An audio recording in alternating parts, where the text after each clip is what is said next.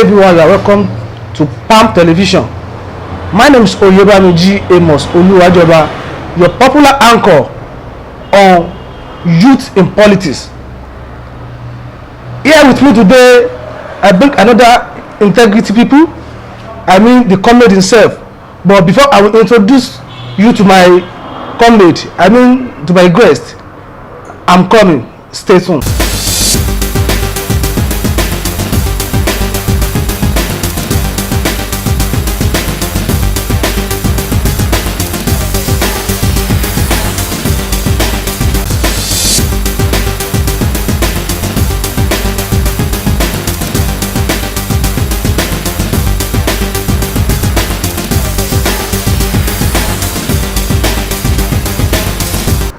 Comrade, you are welcome to Palm TV. Good morning, you are welcome. Thank you, my brother.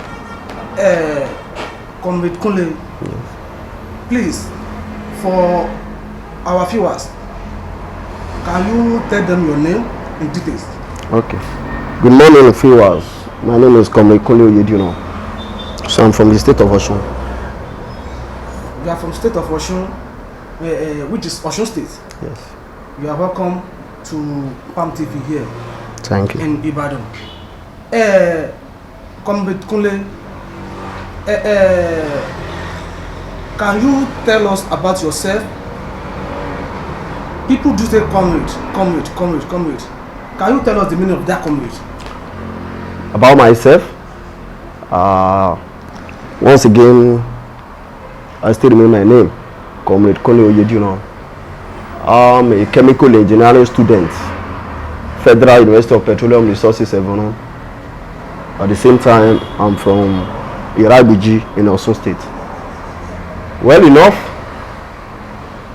the comrade of the team started far back when I was in part 1 at the university level,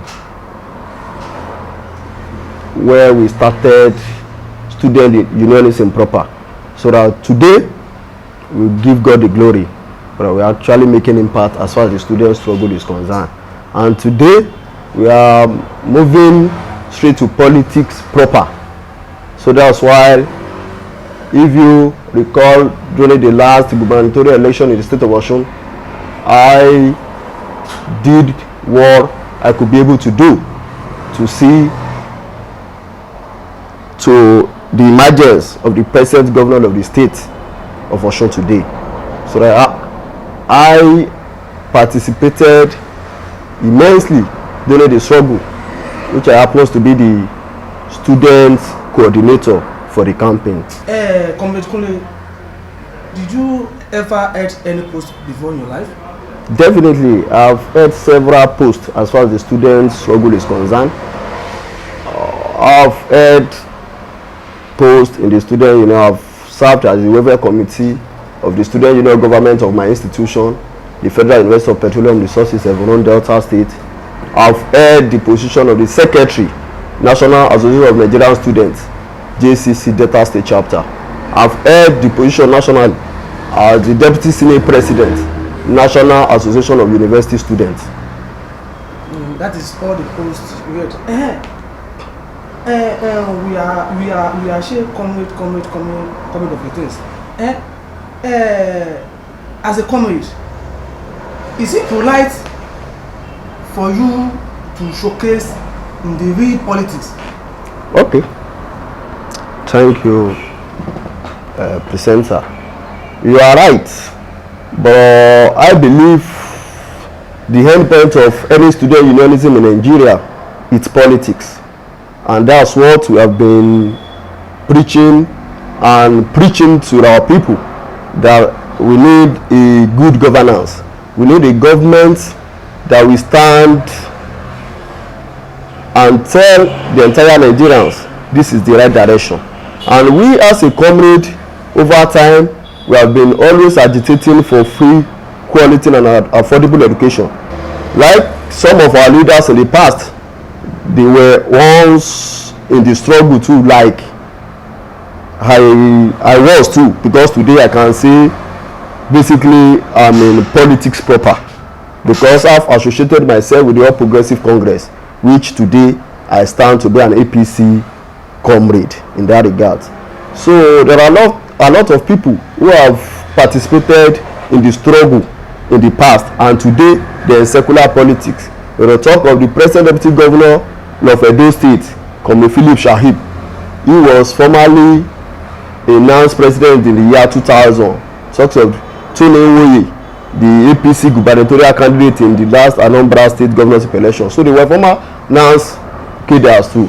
So to me, comrade associating with politics, when you are actively in the struggle, it is not right and okay for you to associate yourself with any political party, because the government today are those oppressing the Nigerian student. And so when you stand in a position to be a comrade, and you always stand to resist all government policies, and once you have associated yourself, you understand, with one political party or the other, it will be very difficult for you to stand against that government. But once you want to associate yourself with politics, you make sure you quit student unionism proper. But the spirit is still in you as a former union leader. But today, I am no longer a student unionism. So I can as well tell you that I want to make the dream as a young and vibrant politician real in my immediate community. But there is a saying which say once a soldier is always a soldier. You know, you as a comrade and at the same time politician, those who think that as in that thing is not even correlate with each other, or what do you think?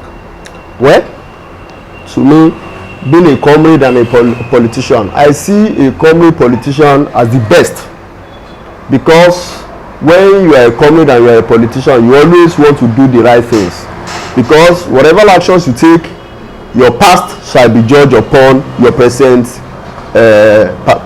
performance or actions. Comrade politics is the cheapest amongst any other role you can play as a politician. If you grow up to be a comrade politician, you spend less because you have the capacity to mobilize, you have the capacity to move, because you being a comrade in the past, you understand the ethics about the politics itself. So what you need to do is to do the right thing, and you let people know that, okay, being a comrade, I have always stand for the oppressed in the past, you understand. So today, trying to occupy one political office or the other, I will as well do a better and very befitting thing for my people. Very nice conclusion. I argue that you say you work for the present government. You work for the present government in Osun here. Sorry. During the campaign. During the campaign, are they still welcome? As in, are they still try to play along with you? Well, what I see in that is that, you know, after the gubernatorial election, the winner emerged, and there have been an hard time, like the power tussle between the PDP and the APC government, like taking the decision of INEC to the court and challenging the victory of Alhaji Oyetola as the governor. So during that period, the government has been trying to see how they can make right things and all those things. You know, when you are actually in court, you don't actually know the direction you are going. So you'll be much interested in winning the court's judgment first. But today, last week, the Supreme Court has pronounced the winner, and Oyetola is continuing as the governor of the state of Osun. So I believe he is a man from my immediate community. So I see him as a father, and over time he has been playing a fatherly role to me. So when it comes to governance, Oyetola understands the ethics of governance. I believe he will always need capable hands to work with him as far as the government is concerned. So someone like us having a befitting space in the government should not be a problem. To me, I believe we have the capacity to pilot. We have the capacity to do what is expected of us doing if actually we are being given if actually we are being given a role to play in the government. Yes, Comrade Kole, we have student unionism in Osun, and you as a comrade that very close to the state government, what assistance do you think you can render to that national body of a things? Well, you are right. There are challenges facing the Nigerian student as far as the state is concerned, but at the same time we must look at it in another direction too, that the state, in terms of resources, the state is not that financially buoyant. Me as a student leader, what should come to my mind in that regard should be a means how some of our tertiary institutions should be financially stable and should be financially empowered without even them expecting money to come from the state government. But over time, you see, Ladoke Akintola University of Technology Ogbomoso is being owned by the Oyo State and Osun State. In the past, they have been faced with serious challenges of strikes. You understand? So, but if we as a student leader should continue to agitate that, okay, the state governors are our problem, we should as well have a second thought that, okay, let's look into the problem of this thing. The problem of our tertiary institution today is lack of sufficient funds, you understand, to finance our educational background and facilities in the state. But as a student leader, I have thought something great.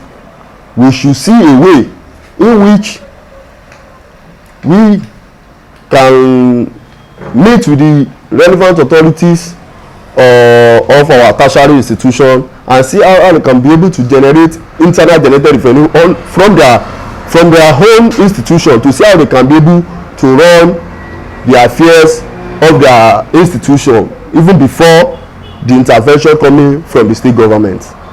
In 2017, the almighty Alfred University generated close to like $40 billion as their endowment funds. In US can generate such amount of money. There is nothing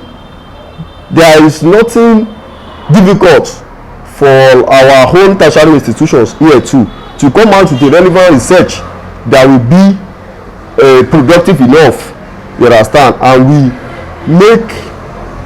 we also boost the internal generated revenue of our tertiary institution. And there are a lot of policies they should as well put in place too. If all those things are being put in place, I believe even the governor will as well appreciate the management of the institution and will see reasons to move closer to our educational sector. Also, I want to just make a little advice in that regard, that whoever person that, be it the federal government and the state government, when it comes to education should never be toyed with. Whoever person that will be given a capacity to serve as the vice chancellor, rector or provost of any tertiary institution, he or she must come up with a brilliant ideas on how he or she can run the administration of that particular institution with zero funds.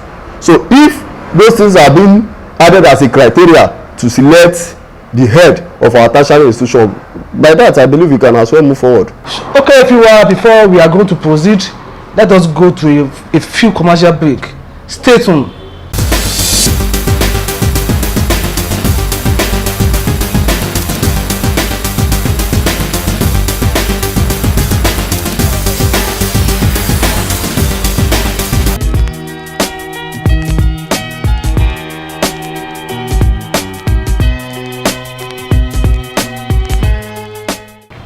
Welcome back. My next question. Comrade Kunle, we are hearing not too young to rule, not too young to rule, not too young to rule, not too young to have things. You, as a comrade, what advice can you give to the youth about that not too young to rule? Thank you. Well, youth needs to take over. I support the interest and I support the agenda, but whichever youth that is ready to take over should first look at his or her capacity, because capacity itself is the key to drive a very palatable administration. You being a youth, you must understand the ethics of the society. So when you understand the ethics of the society, you must look at your capacity that, okay, this thing that I'm going for, will I be able to succeed, or will I be able to make impact in what I'm trying to do or what I'm trying to embark on? There are a lot of elders who still have one or two to give back to the society, and there are 1001 youth too that still have one or two to contribute to the society. But you as a youth in elders gathering, you need to let the elders know that you have 1001 things to offer the society. Even the elders themselves, you the youth, you let the elders know that you as a youth, you have what it takes to lead them in the society. So not too young to rule is a very brilliant innovation by Honorable Tony Ulu in the last National Assembly. He pushed the bill, and today the bill scaled through. And so today in Nigeria we have a lot of youth taking over in one political offices or the other. I am someone going to lead in that capacity too. But you as a person, you need to check your capacity, that will I be able to do this. And you know, politics in Nigeria, everything has been monetized. So when it comes to political elections, you need the resources. So, and others are the ones in charge of majorly all the resources that you believe you might need for the election. You as a youth, it is very difficult for you to raise hundreds of millions or 200 of millions to see that, oh, now say I want to contest House of Rep or House of Assembly. But if others in your community can be able to identify a factor in you, that you, this young man, you have what it takes to lead the society, you have what it takes to make impact and make this society to grow, definitely you see a lot of philanthropists, you see a lot of others that will be ready to associate with you, and let the entire populace know that you are best fit to occupy a political office. I think you are hearing information about this senator, Senator Abu from Badamawa State. What can you, what can you tell us about his attitude? Well, he didn't do well in that regard. He didn't do well, but today he has apologized to the fellow. I think he even offered the madam 550 million naira or so. He has apologized to the entire Nigerians. Well, if I as a person try to judge him, okay, I have a past, you the presenter, you also have a past. I don't know what the future will tell us. Majority of the younger generations, even the older generations, they have done something wrong, even worse than that in the past. So but when someone has realized his mistakes and he has apologized, I believe the Nigerians will see a reason to forgive his deeds. And in that one, in accordance with the normal not too young to rule, they shouldn't see the Nigerian youth as youth that are arrogant. We are not born equally. We are not trained and tutored equally. That, I believe, that's its own orientation. That's its own orientation. So that a lot of the youth, we as well make a different notation. Some youth have condemned. I also condemn the actions, you understand. But today, he has apologized to the entire Nigerians. I believe they should see a reason to forgive him. Yes, comrade. You know, people are hearing ruga of it things. You know, for the advantage of those people that they don't know the real meaning of that ruga, can you share more light about it, just for them to know the real meaning. Okay. The federal government of Nigeria establishing Ruga settlements. It's in Nigeria today. We have a lot of challenges partnering our democratic institution. Well, federal government introducing Ruga settlement, to me, it's a nice step in wrong direction.